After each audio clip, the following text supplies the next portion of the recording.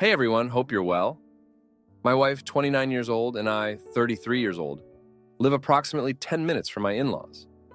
They have treated me as a son since the start of our relationship and really support me and my wife in ways my parents don't. We spend a lot of time with them, and I love them dearly. I'm blessed to have the relationship I do with them. I wish I could say the same about my brother in law, 27 years old. I find him arrogant, elitist, argumentative, disrespectful, discriminatory, condescending, sexist, and controlling. He is usually away for school and is completing his doctorate, of which we all are supportive and proud. My wife and I are also very well educated. She is a veterinarian and I have a master's degree. I am licensed as a board-certified behavior analyst, working as the lead clinician of 14 therapists. When he comes home, everyone spends the entire time walking on eggshells. Anytime we are over, he spends the time insulting our work or education, saying things like our schooling was basket weaving 101, calling my wife a fake doctor, and telling me I'm an overpaid babysitter. He mocks my interests, calls me a liar, and challenges everything I say. My in-laws and wife will tell him he's wrong, but it usually just gets brushed aside or they try to move on with the conversation. He usually continues being disrespectful. Over the years, there have been many times where I have left the house and said I would not return when he is present. My in-laws have convinced me each time to sit down and talk it out. Every time, it turns into him telling me how terrible I am and dismissing any feedback I provide. For the sake of my in-laws, particularly my mother-in-law, Mail, I move on and try to do better. I've tried so hard to build a better relationship with him, but it always results in me just being told how stupid I am or having who I am mocked and laughed at. New Year's was the final straw. The entire day consisted of him telling me I know nothing. His sister is too good for me. And at dinner, he mocked my job and the children I work with, children with disabilities of a marginalized ethnic population. I got up from the table, told him to shut up, and went to put my boots on. He followed me, saying how I ruin everything, my wife should leave me, I'm a loser, etc. I told my in-laws I had enough, and I would never be in the same room as him again. Over the coming days, my wife went over, tried to talk with them, but my brother-in-law just repeated his hurtful comments. My mother-in-law called and asked me to come over and talk, but I refused. She said how disappointed she was in me for giving up, but the situation calmed down once he went back to school. The situation has arisen again as he is coming home for Easter. My mother-in-law asked what day we were going to do the holiday supper. I inquired if my brother-in-law was going to be there, and when she said yes, my response was, "Wife will be attending, but I will not be." My mother-in-law told me she was highly disappointed in that decision, that I'm abandoning family, thinking only of myself, and giving up hope. She stated I'm acting exactly like my parents do. My mother-in-law does not like my parents, and that I'm driving a wedge in the family. My wife is also being less than supportive, says my brother-in-law is just like that, and I have to ignore him. She also stated that I'm being stubborn and trying to prove a point by not going and hurting everyone in the process. She also said she doesn't think it's right that I'm using my point to control who my in-laws have in their home. Friends, am I wrong for finally drawing the line and not attending events when he is there? I can admit I'm stubborn, but don't see a path forward. I've made a huge effort to at least tolerate him, but I can't handle the hostility he spreads. I also love my wife and don't want to let her down, but I refuse to tolerate such blatant, frequent disrespect from anyone, let alone a family member. I didn't grow up in a close-knit family and recognize my bias in this regard. But I know for a fact that this isn't how family treats each other.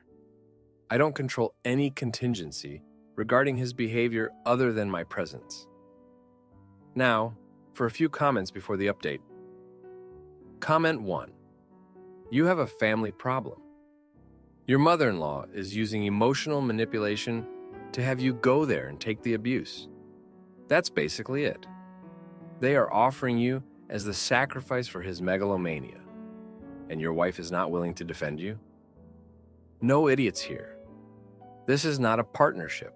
It's time to tell your wife that you are not controlling her family over who goes. You are drawing boundaries. You don't exist to be humiliated at someone else's house for their entertainment. At this point, you need to make a stand and tell your wife that it says more that she is willing to let you be abused than defend you. Do not waver. Every time your mother-in-law tells you she is disappointed, turn the table. I am even more disappointed that you expect me to be humiliated and disrespected.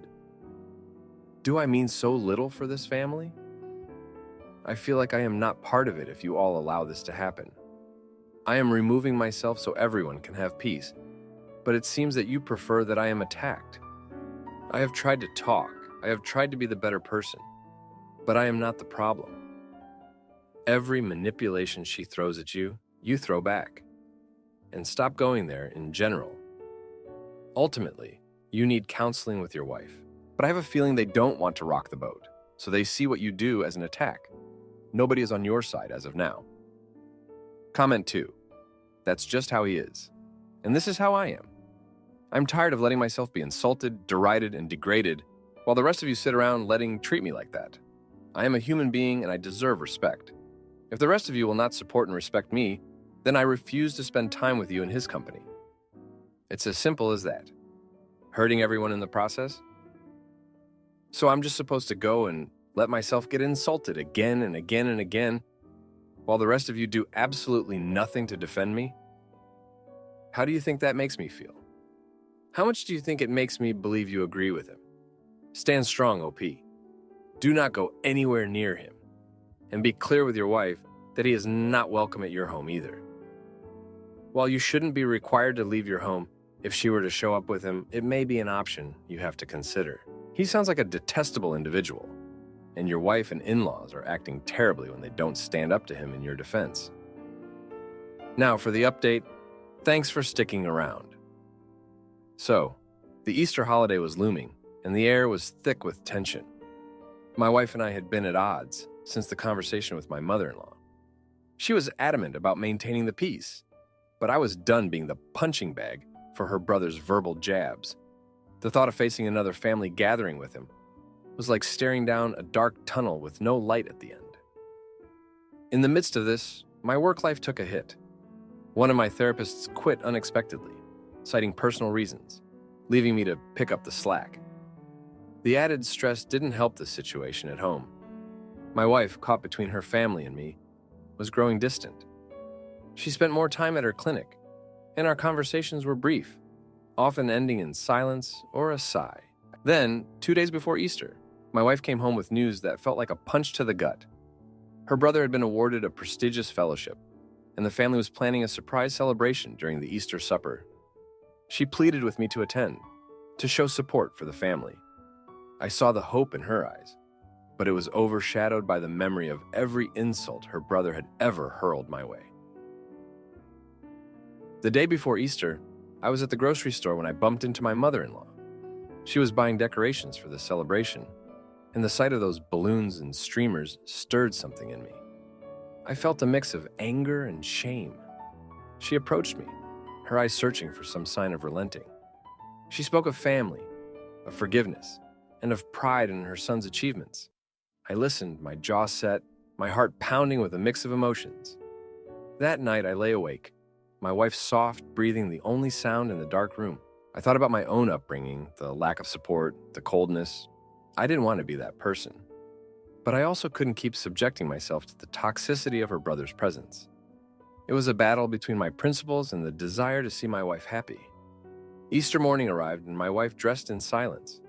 I watched her, the strain evident in the way she moved. She was about to leave when I stopped her. I told her I'd go, for her, for the family. She hugged me, relief and gratitude in her embrace. But I had a condition: if her brother crossed the line, I would leave, and this time, it would be for good. We arrived at my in-laws' house, the atmosphere festive. Her brother was there, basking in the attention. The supper started, and I could feel his eyes on me, waiting for an opportunity. But I focused on my wife, on the family that had embraced me. The tension was clear, but I held on. Then, as dessert was served, her brother made a snide remark about my job. The room fell silent. All eyes were on me, waiting for my reaction. I stood up, my chair scraping against the floor. I looked at him, then at my wife, and without a word, I walked out. I heard my wife call after me, but I kept walking. I went home, my mind pretty tough of emotions. I had stood up for myself, but at what cost? Hours later, my wife returned. She told me that after I left, her brother had been confronted by the family. For the first time, they didn't brush it off. They told him his behavior was unacceptable, that he was tearing the family apart. He was shocked, speechless. My wife said that it was a wake-up call for everyone. In the days that followed, my wife and I talked more than we had in months. She apologized for not standing up for me sooner. My mother-in-law called, her voice soft, admitting that they had been wrong to let things go on for so long. She said they missed me at the table, but they understood why I had to leave. The family dynamic has shifted since that Easter. My brother-in-law has been quieter, more reflective. My wife and I are rebuilding, stronger for having faced the issue head-on. And as for me, I've learned that sometimes the hardest decisions lead to the most necessary changes. Thanks for reading. My spouse secretly opened a separate account and used me for my income. So I cut off all financial support and left them scrambling as I filed for divorce. Throwaway account because of the obvious reasons. Backstory: I have been married since 2018. My family is blended. She brought 2 kids from previous relationships, and I brought 4 kids from a previous marriage. We were both pretty happy for a couple of years. I even adopted her oldest. Then we had our youngest together. In 2021, she started taking offense with me parenting her 2 kids the same way as my 4. I backed off, but sometimes I would make passive-aggressive comments about their behavior specifically. I know it's a bad way to handle it. We started marriage counseling, 2 hours almost every week. Then we decided together to move closer to my kids, about 4 hours away. Shortly before we actually moved, she changed her mind because she didn't want to move away from her daughter, whom she shares custody with. This was April 2023, and she said I should still move down. We would see each other as often as possible, and we've done long distance before. So I thought it would be hard, but doable, and better for my kids. I have been the sole income since 2020. I paid for her to get trained and licensed as a realtor, but she hasn't had any income from it. Since May 2023, I've been paying for 2 households entirely. It started okay, but she got more and more distant since then. I called her on it multiple times, and she blamed it on her depression or stress. She came down less and less often to visit me. She claimed to be working on herself and trying to build a clientele. Then, in October of 2023, I asked her about some money missing from our joint account, and she confessed to having a separate account. She apologized, and I forgave it as giving her some sense of independence. It didn't get any better between us. Then, for the new year, we went on a vacation together. She seemed like she wanted to be with me, but she wasn't happy. I pointed it out after we got back, and she asked for a trial separation to focus on herself and work on finding herself again, claiming she felt like she was lost in the relationship. A month later, we had a date to check in and possibly start repairing our relationship. It went okay, but I could tell there was something big that was off. The next weekend, she stopped at my house to drop off our toddler as she was going on a vacation by herself, to visit family and old friends. We had a good talk. She claimed that me moving felt like a huge betrayal. I acknowledged her feelings and apologized. She had been lying to me and gaslighting me for almost a year. That hit me like a ton of bricks. We've always had a no lies rule in our relationship. I'm crushed by that, but she claimed she wanted to figure out how to make our relationship work.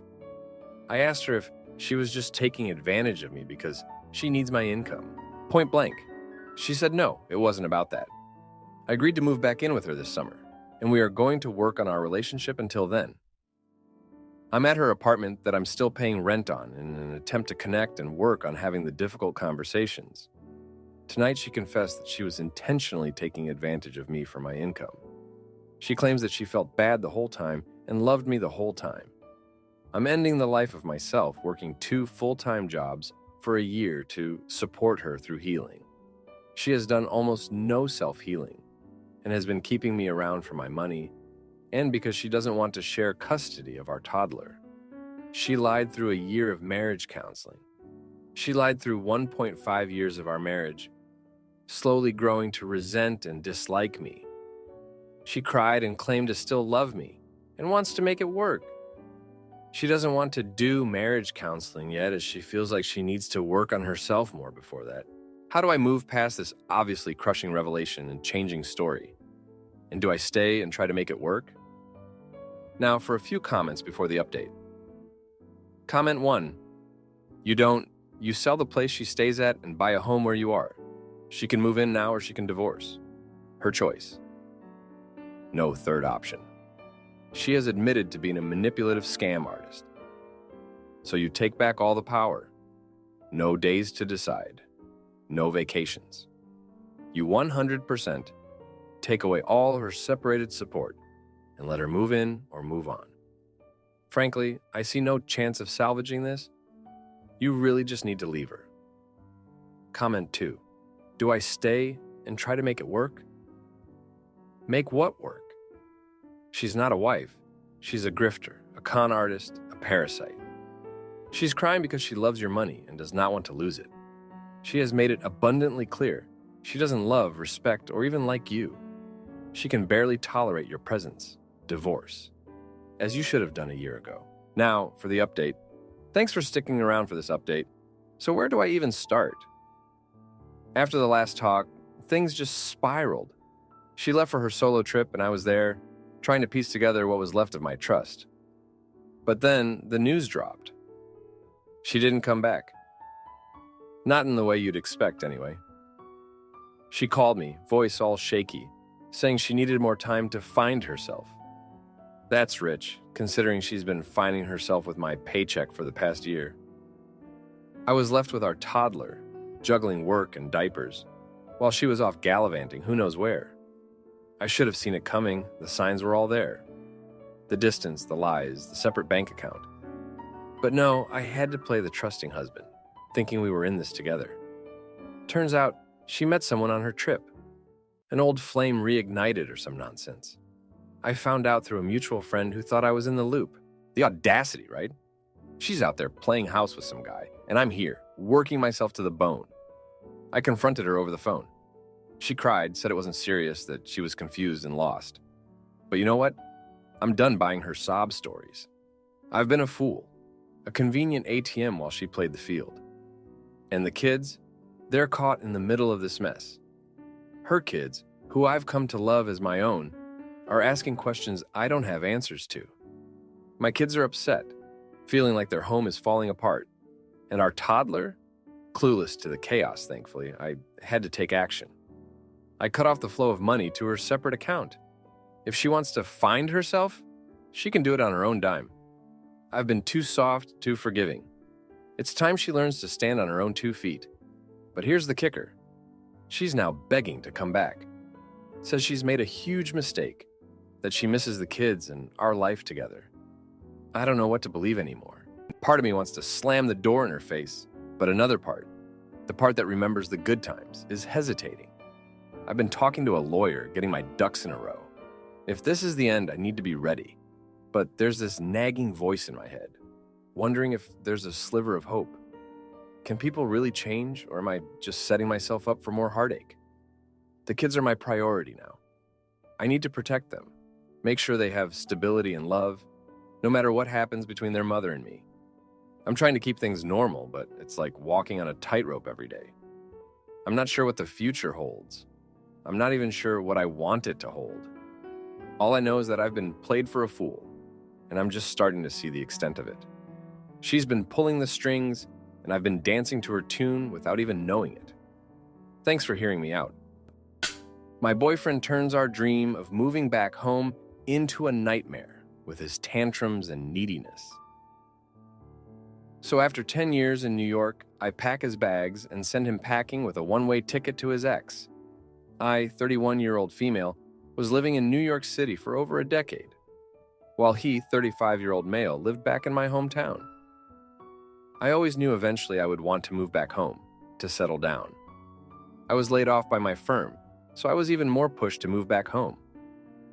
So when we met, it just made sense, but happened fast. I was caught up because he wanted to buy me a house, and then we decided to build. We fell in love quickly because we were so compatible, and I also fell in love with the thought of our future. The reasons I love him: he's kind, intelligent, sweet, hardworking, fun to be around. He buys me flowers if I've had a bad day, and he constantly wants to see me happy. Our intimacy life is fantastic, and we just really get along well.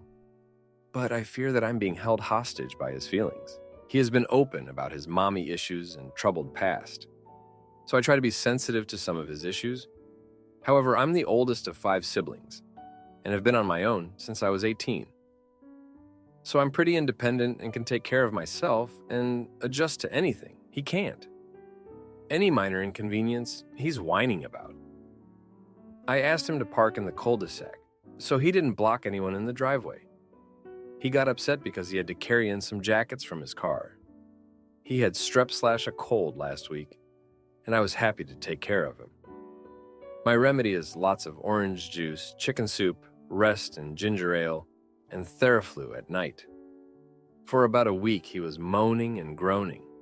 He would literally never cover his mouth and had one of those dramatic coughs. He wouldn't take anything I recommended, but would still smoke his vape and drink alcohol. It made no sense. Then he throws tantrums. It bothers me to my core. He does it to get my attention and wants me to chase after him. It's a turnoff if I'm being honest.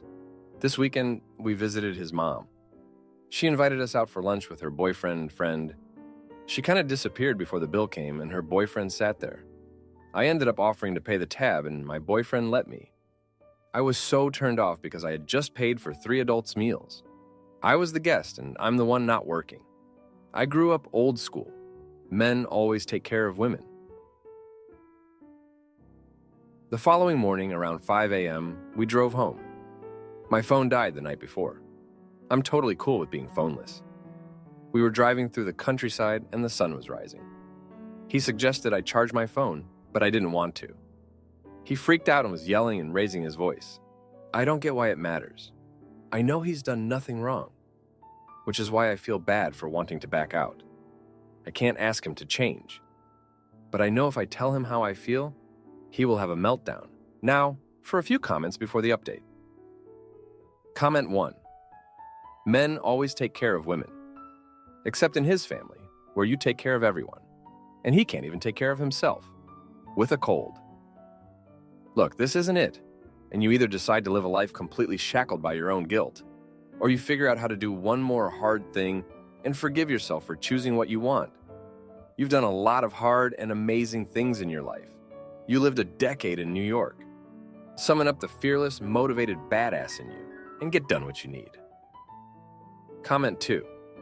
If you feel trapped or like a hostage, that should be your sign. It can get all wrapped up and confused in, but I love him easily, especially if he is weaponizing his feelings. But at the end of the day, do you, as someone who's been on their own since 18, want to coddle your adult male partner for the rest of your life?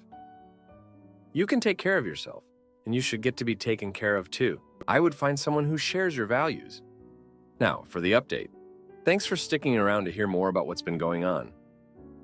So, after that whole mess with the lunch bill and the car ride, things just spiraled. We were supposed to be settling into our new place, but instead we got a call that the construction was delayed because of some permit issues. My boyfriend lost it. He started blaming the city, the contractors, even me for not being more on top of things. I tried to calm him down, but he wouldn't have it. Then my sister called. She was in tears because she caught her husband cheating. She needed a place to stay, so I told her to come over. When she arrived, my boyfriend was still in a mood. He didn't like that she was invading our space. I couldn't believe it. This was my sister, and she was going through a rough time.